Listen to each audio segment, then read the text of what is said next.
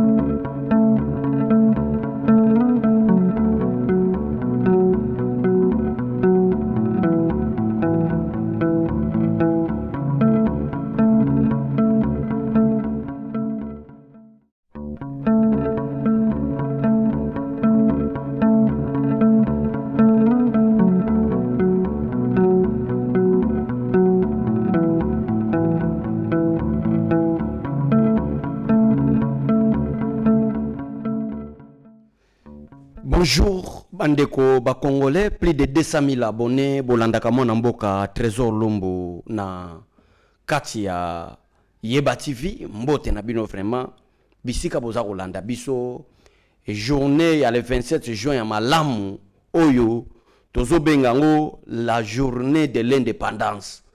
Oyo le kaka na 1960 ezalaki essaye ya indépendance. L'indépendance est maintenant, ndeza makamoto eto so anabino. C'est à 13h heure de Kinshasa, n'habitez à la RNN à Washington, que vous allez suivre en direct na Yeba TV toutes les décisions prises par les États-Unis d'Amérique sur la paix à l'est de la République démocratique du Congo. Une fois pour toutes, merci encore bandeko nyonso ba Congolais bolanda biso, merci partout mokili mobimba na ndenge bo partageaka na ndenge bo laikaka na ndenge bozali ko commenter ba émission na biso pour que mokili mobimba bayeba nini eza koleka na mboka na biso makambo eza kotambola ndenge nini place biso tozali totia ba poutre to mela eza ko répéter te semaine passée bat bakanisa ki était to komate le 15 juin leki batebele batioli biso na ndenge ya communication to yaka batebele pe batioli mokonzi mboka Fachi Béton, le 15 juin, naba communicateur nabino, bolobaki que tout va s'arrêter. Lelo mon amboka ebisebino malgré les reports. Report en date koraté koki, lelo le 27 juin. Fini la récréation, fini la guerre en République démocratique du Congo, raison pour laquelle Tobengi Yango, journée de l'indépendance. Nous allons fêter le 30 juin dans 3 jours. Je m'excuse Bandeko.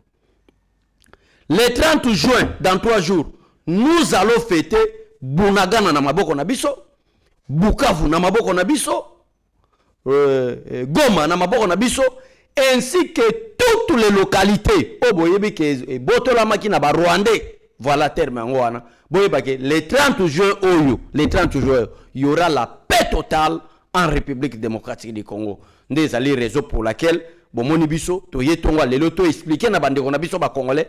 Comment est-ce que qui mezokota? Quelles seront des décisions prises? Et après cette décision, peuple congolais va komona nini? Après komona réalité kozala nini? Parce que les lois ils en ont signature.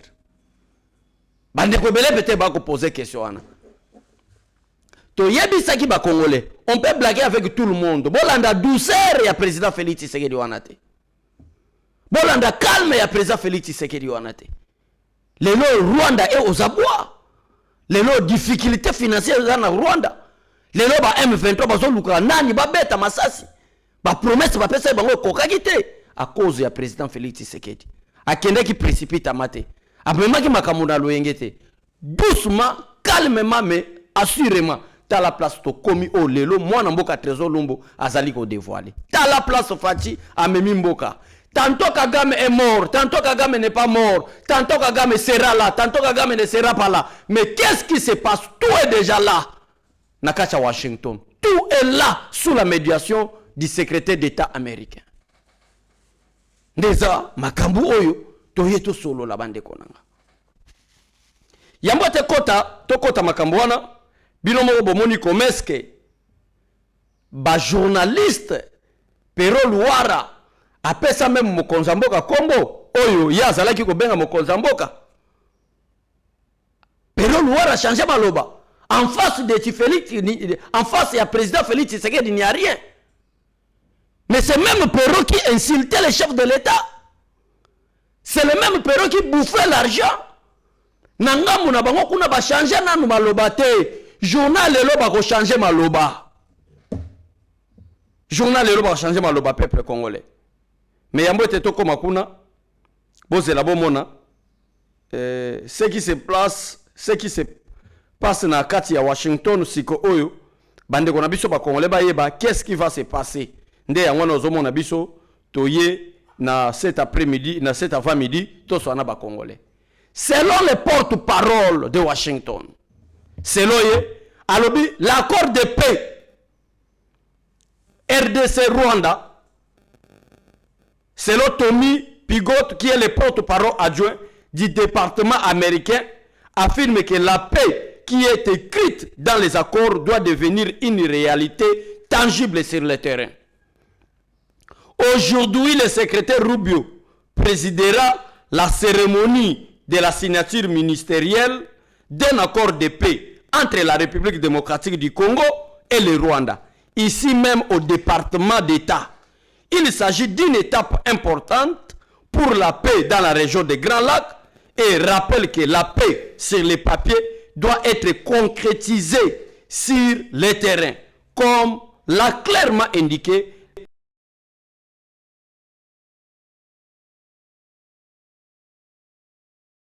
et la stabilité régionale que nous recherchons tous. Les États-Unis sont fiers de soutenir ces projets, durement a-t-il dit. Voilà. Donc là, le président Félix Antoine Tshisekedi Tshilombo restera un monument vivant. Le président Félix Antoine Tshisekedi Tshilombo, c'est un héros vivant. Tiaba boulevard minene tozui statut na ya Gaillard pendant qu'il est vivant to tché. Voilà ndenge na États-Unis et ils ont ba président na bango ba tia bango na ba monnaie ba tia bango na ba statut avec le président Félix Antoine Tshisekedi Tshilombo, ça sera comme ça. Statut vivant parce que bato bango ni na réalité te. Bato bango ni na to makamu ndenge nezo salema na terrain. Mais na kati émission na Yeba TV tokobanda ko talisa bande ko na biso ba congolais comme est-ce que démonstration ya makambo wana ekobanda ko salema. Qu'est-ce qui se passe maintenant? Malgré Mayele ya Rwanda, malgré Mayele Batuti, malgré Kafouillage, Kagame Azokufa, malgré photo bimi, Obasanjo Ayambiye, et Moussousou Ekobima, Negeza Boeza photo ya Kala, tout cela pourquoi? Parce que Kagame a commis Nasuka. Ce n'est pas un opposant rwandais, ce n'est pas un général rwandais, il a commis Paul Kagame Nasuka. Mais c'est le président Félix Antoine Tshisekedi Tshilombo. Na nombre de morts, Oyo Kagame a imposé na mboka na biso chaque chose. Loko la Bible le voit à son temps, tala Kagame le loi comme Nasuka.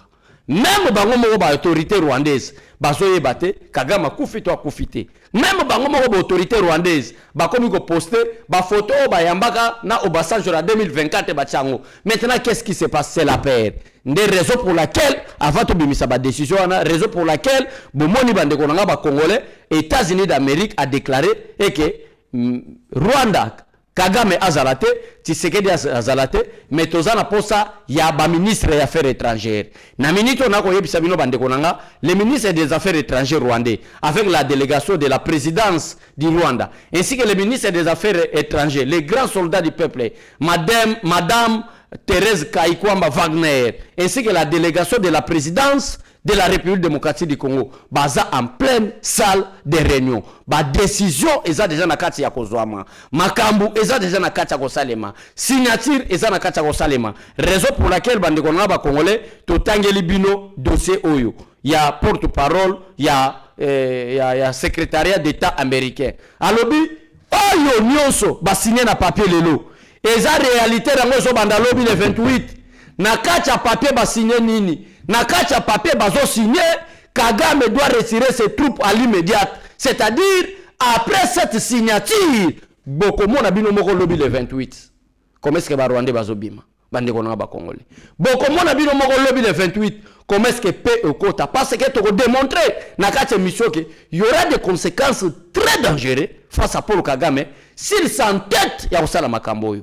Bolanda bavantir Kabila za kosala te. O consultation comme na Bukavu. O auti Goma comme na Bukavu. Mais s'il était un homme, aza kosala consultation, alingaki azela Madame Bintou Keïta, azala ki président de la République, basolola na Bintou. Mais elle Bintou akima ayaki Goma, pourquoi akimaki? Bolanda te c'est la comédie. O Kabila za kosala na Senuko. Raison pour laquelle aussi bomoni président de la République Fatou Beton a boyi ko confier dialogue auto kende na Senuko, mais a confier ngo na ensemble des églises de la République démocratique du Congo o ya pesi bango ndingisa ke batia pese ngo nakati parce que tout ce que consultation au Kabila za kosala derrière cette consultation il y a le dialogue de la Senko o bakenda comme na président de la République cela veut dire ba carte union so bazala ki ko préparer et si marango soute nga la plateau à Yeba TV na yebisa bande ko nga ba congolais ke ba congolais si Kagame tindi Joseph Kabila na Goma eza dernière carte na bango soit biso ba congolais to koma ba esclave na bango soit bango ba Rwandais ba koma ba esclave na bango biso parce que o eza mo dernière carte ya mokonza mboka o pe Kabila ti alongoli Kabila ko zo poste ya nanga na kati ya Goma eza dernière carte na bango donc biso mibale tozala ko jouer na ba dernière carte o ko simande anyokoli muninga ya biso yango esimbi aujourd'hui la signature de l'accord tout ce qui se passe na est qu'on a bolandate à partir de demain obligatoirement bande kolanga demain oh le toza vendredi je crois ndeko Meshak vendredi le 27 juin demain c'est samedi non demain déjà le 28 le matin bokomona tous les militaires bokomona ngona misu bande kolanga ba congolais eza histoire te eza masapote eza teke tozolo batiki toloba lobby samedi bokomona biso na Yeba TV boko comprendre comment est-ce que ba militaire rwandais bazana ko bima parce que accord Rwanda Donald Trump a betele yango atolo alobi le monde vous devez me remercier je crois bande ko na biso ba ko landa biso na kati ya mboka pe libanda mboka balandi vidéo Donald Trump asomi kumisa akeiti na OTAN c'est pour la première fois chers compatriotes peuple congolais c'est pour la toute première fois de voir un président américain na réunion na bango ya OTAN abanda koloba makamba République démocratique du Congo na OTAN azoyebisa ba membre ya OTAN et ndenge za bo ebitumba na Congo esili mais avant akende koloba ngo na OTAN Donald Trump qu'est-ce qui se passe abimisi vidéo na Maison Blanche pour que azwa hélicoptère zoye akende place nani ya OTAN za réunion ya OTAN za salema alobi na mokili mobimba je suis l'homme le plus heureux Nazala Katia Sengo et le monde doit me remercier parce que qui me continue à Congo alongo azo hélicoptère ake na Katia siège autant pendant que Donald Trump azozwa maloba pendant que aza ko expliquer basolo la sécurité ya mokili na autant pendant que basolo la makambo sécurité ya mokili baloba makambo République démocratique du Congo te et ça les Congolais doivent savoir que le président Félix Antoine Tshisekedi Tshilombo n'est pas la première personne à diriger la République démocratique du Congo tozo ba Kasavubu baleka tozo ba Mobutu baleka tozo ba Mouzé baleka tozo ba Tshombe à Joseph Kabila leka mais c'est pour la toute première fois peuple congolais bande ko bokolanda na siège autant pendant que bakolobela makambo ya guerre ya Israël na Iran pendant que bakolokwa solution ya je m'excuse pendant que bakolokwa solution ya Russie na Ukraine pendant que bakolokwa ndenge ni to stabiliser sécurité ya Kimia Donald Trump a évoqué dossier ya République démocratique du Congo na kati autant Félix Tshisekedi n'est pas l'ami de quelqu'un Fatou Beton bato basakana bato ba changer maloba ndenge kana loba ki ba pero luara ba changer maloba te ba ko changer ngo bien bato belé ba ko lekana ba télévision ba ko senga pardon bato ba insulta le président de la République il voyage trop azako dépenser mbongo ya mboka ezo kende ta la place Félix Antoine Tshisekedi a memi mboka ta la place au Congo ekomi na kati autant nani congolais ko ya ko contredire na Yeba TV autant bazana makamba ba intérêt na bango makamba sécurité à monde bazana kati ya priorité na bango et président américain en plus abanda ya kolobake kimi ekoti déjà na Congo pendant que toi tu vois des Rwandais na kati ya Goma na kati ya Bukavu mais selon Donald Trump la paix même avant la signature de Koti parce que réunion ya OTAN et Koti même avant la signature Est-ce que bande konanga bozo comprendre importance ya kolinga mboka na biso? Est-ce que bande konanga ba congolais bozo sosola? Pourquoi to sepelaka ke président Félix Antoine Tshisekedi Tshilombo tozane sengo ndenge to tia président? Na kati yotan. Oh quand c'est réunion yotan. Ce qui sent quel même réunion yotan. Bon yoka déjà ba la sécurité à Congo. Bon yoka déjà ba la guerre à Congo. Guerre à Congo a été abandonnée na ba congolais ba mbango moko. Congolais akufa ndenge alingi. Baboma congolais ndenge balingi basala. Mais to loba makamuna bango te. Ce qui préoccupait les Américains et l'OTAN, et ça qui conflit na bango, il y a Proche-Orient, et ça qui conflit na bango, il y a un conflit Europe-Asie. Mais l'élo, na kati OTAN, le président américain Donald Trump, azo yebisa, ba président japonais, ba président français, ba président allemand, il y a Grande-Bretagne, na kati ya réunion na bango ya OTAN wana.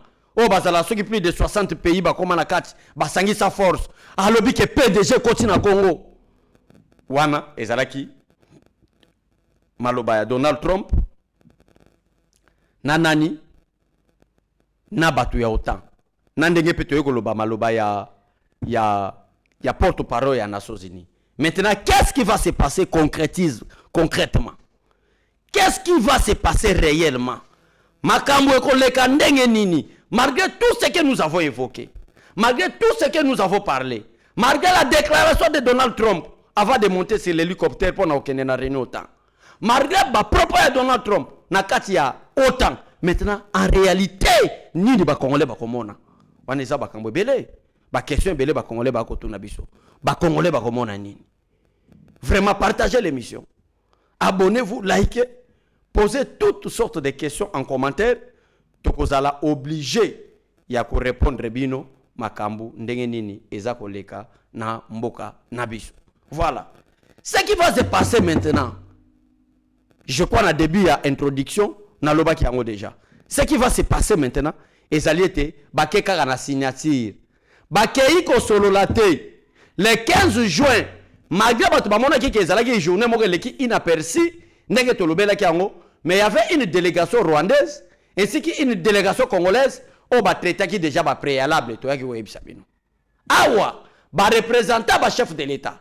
De l'autre côté du Rwanda, c'est le ministre leur ministre des Affaires étrangères. Et ainsi qu'au Congo, c'est notre ministre des Affaires étrangères. Baso kendeka ba signer au deux pays ba monani. Bino ba communiquer ya ba parti politique. Bato bazala ki ko santete. Kuna batangi kombo ya AFCT, kuna batangi kombo ya Nangate. Pendant que Tshisekedi vous disait Nako solo la nanangate. Pendant que Tshisekedi disait AFC c'est l'autre. Bomoni présence à Kabila te. Bomoni présence à Katumbi te. Bomoni présence Yaba Rwandais, ministre des Affaires rwandais. Si comme nos communicateurs vous taquiner le président de la République, est-ce que vous avez des preuves que c'est l'armée rwandaise qui nous attaque, mais les États-Unis ba ça ni pour la paix? Est-ce que bomoni kina corner nanga, corner anga a Rosalate? Est-ce que kuna bomoni Laurence Lunyuka? Non. Willy Ngoma? Non. Kuna bomoni Joseph Kabila? Non. Tous ces gens que je vais de citer les noms ici sont des pantins. Le vrai problème, c'est Paul Kagame. Yangwana bomoni ministre des Affaires étrangères na bangwaza kuna. Yangwana bomoni nangamu na biso Congo en tant que pays agressé par son voisin qui est le Rwanda, ministre des Affaires étrangères na biso ake. Bake kotialo koloto. Maintenant, ce qui va se passer bandeko nanga. Déjà esalemi réalité bandiko monana. Départ ya mokonzi ya mboka na Angola. Nde e détaillaki nyonso makambo ndenge nini koleka. Makambo koleka ndenge nini? Il y a une grande délégation américaine, ba militaire oyo, ba américain ba bimisaki na mwa ba désordre esalemaki, des commandos, des maristes américains, oh déjà bazali bien équipés, bien armés. Si Donald Trump a koloba ete, il y a déjà la paix. Parce qu'il y a que des conséquences seront très grandes.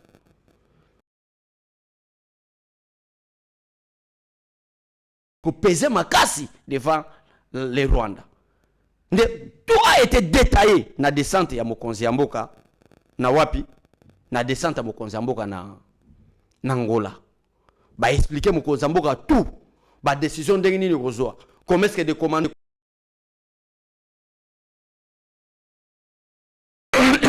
et que ba Rwandais ba bimité parce qu'il y a toujours plan A. Na plan A et il y a plan B.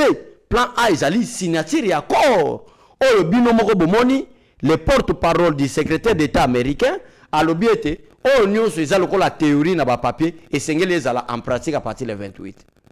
Donc c'est-à-dire na plan A tokeke na volontairement ba Rwandais babima par rapport à la signature. C'est-à-dire signature wana esalemi bande on ba congolais, ça prouve Rwanda a accepté que yende mutu a agressaka Congo, Rwanda a accepté que lokola yende mutu a agressaka Congo esengeli ba militaire na ye babima na sol congolais bandeke ko signer kuna bakomona te présence ya ba militaire rwandais na sol congolais à partir le 28. Donc après la signature, cette signature ezotalisa ba congolais était Rwanda a agressé la République démocratique du Congo près de 30 ans. Et il a accepté officiellement devant le secrétaire d'État américain et le ministre des Affaires étrangères congolais.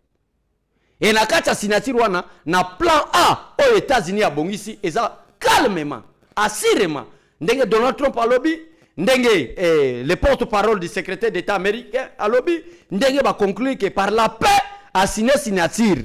Ndenge wana mwana mboka Trésor Lumba koloba signature wana elingi koloba ete ba Rwandais bo bundisi biso pendant près de 30 ans. Ba Rwandais bo violer mboka na biso. Ba Rwandais bo violer territoire à Congo. Ba Rwandais il est temps de protéger l'intégrité territoriale congolais. Bo signer ba bimi. Mais na plan B eza oyo mokonzi ya mboka akendaki na 17e sommet ya partenariat Afrique États-Unis. Mokonzi ya mboka kekuna la même délégation.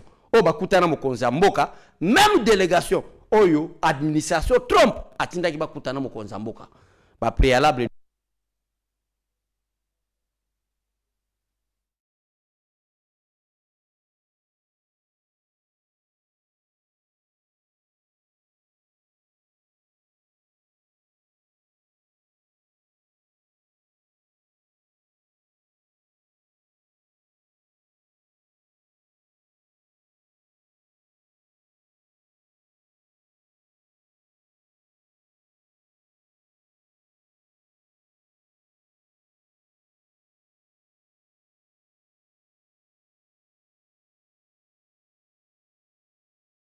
yango nga na zana assurance ya 1000% que il y a la paix totale na mboka na biso na sepeli to sepela bandeko nanga ki bien koti parce que en dehors ya plan A plan B ezali c'est les Américains eux-mêmes vont chercher les terroristes rwandais na sol congolais, les Américains eux-mêmes parce que na kacha partenariat bandeko nanga avec la République démocratique du Congo ezali dossier ba minéraux, ezali dossier ba milliards, ezali dossier ya masekite. Bolanda makambo ba prince penge ba koloba te. Bolanda makambo oyo ba communicant bango bazotala intérêt ya mabumu na bango. Bango bazotala intérêt ya ba famille na bango. Ndenge ni tokotinda ba famille na biso na poto. Nde yango na bazo insister dialogue. Mais botala comment est-ce que président de la République a signé pacte wana et après il y aura par la force. Donc tozala ya ko sepela et que à partir ya lobby to fongola misu, to fongola matoi, tota la signature salami lelo, demain qu'est-ce qui va se passer? Wana ezala ki première partie, il y a émission na biso pour na koya ko talisa bandeko nga ba congolais que y a la paix réellement. Merci à Félix Antoine Tshisekedi Lombo. Fati Akeite. Mutako Sabino te Fati Akete. Kagame pe Akete. Cet accord de paix sera signé par les représentants du président, les chefs de délégation. D'ailleurs, on a insisté. Chef de délégation, c'est qui? C'est Madame Thérèse Kaikwamba, qui est le ministre des Affaires étrangères congolais. Chef de la délégation, on a Olivier Nani, qui est ministre des Affaires étrangères rwandais. On a signé la délégation à la présidence de la République de Rwanda, ainsi que la délégation à la présidence de la République démocratique du Congo. On a signé. C'est fini la guerre. Bitumbe Sili, Kagame doit libérer la République démocratique du Congo. Au cas contraire, il sera déboulonné par la force, comme dit le secrétaire d'État américain. Dans la deuxième partie, nous avons 3-4 minutes pour négocier ça. Et ça, dossier Moutamba. Parce qu'il y a des informations. Il y a des responsables. Balanda Kabiso. Batamayele. To gangaki que mokonzi mboka aboyaki démission à Constant Moutamba. Et ça là qui information à l'okuta. Et ça ezalaki ya solote Moutamba. Le procureur Mvonde a déposé dossier ya Mutamba na niveau ya ba juge audience publique ya Mutamba et ko banda ko salima et c'est son vice-ministre qui est en train maintenant de faire l'intérim. C'est-à-dire bande ko na biso ba congolais sengeli ba comprendre ete mokonzi mboka tiki procédure ya mutu na mutu ezala respecter.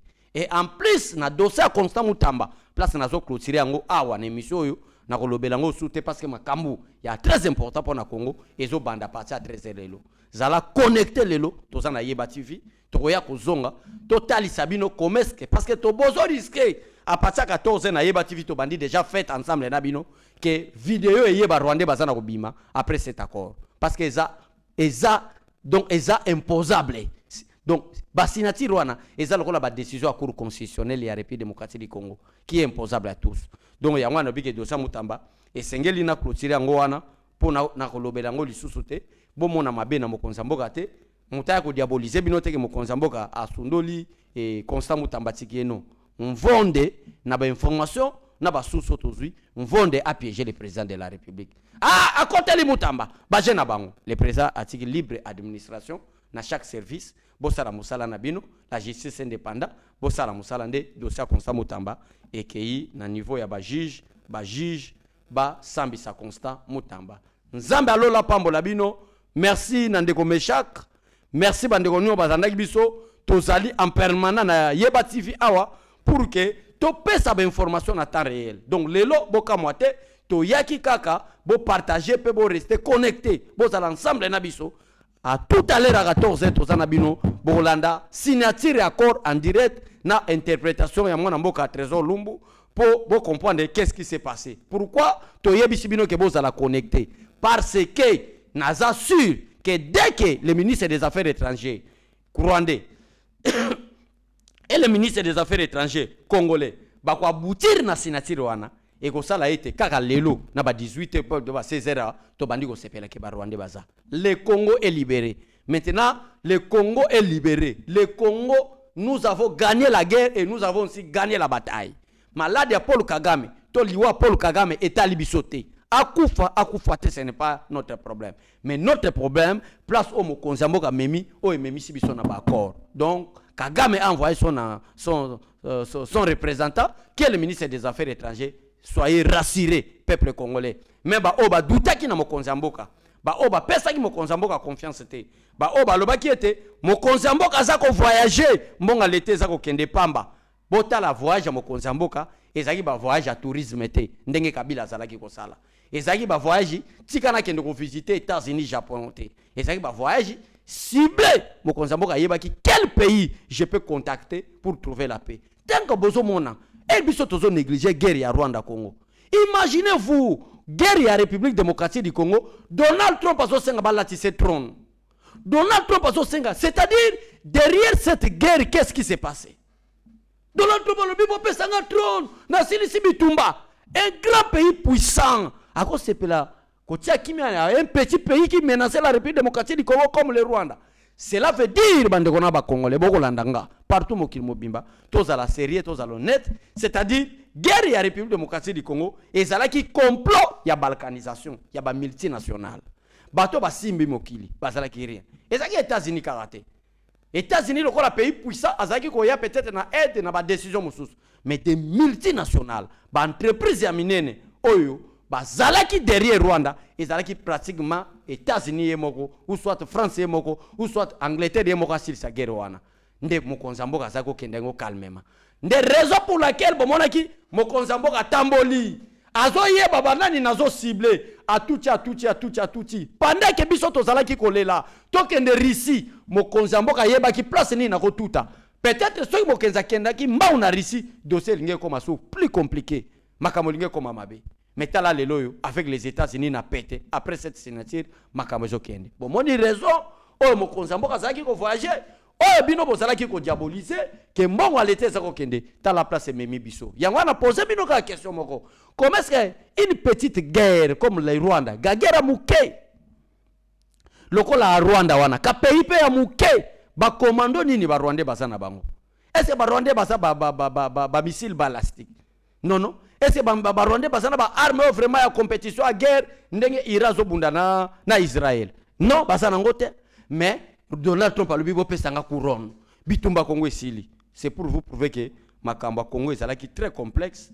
Merci na président Félix Antoine Tshisekedi Tshilombo ya kokomisa biso bisika oyo ye akomisi biso parce que tondimaki te. Nzamba lola pambola bino, partagez l'émission, likez, commentez. Je vous assure bande konanga, après cette émission bomoni to sali na 20 millions lelo 13h à 14h, je serai toujours dans Yeba TV pour après signature quelle est la position du Rwanda, quelle est la position des États-Unis, quelle est la position de la République démocratique du Congo. Nzamba lola apambola bino to mona sama. Bye bye. Seigneur, que ta grâce, seule ta grâce. Nous voulons instaurer un état de droit. Et dans un état de droit, il y a une justice indépendante. Ce n'est pas à l'individu Félix Tshisekedi de commencer à faire justice.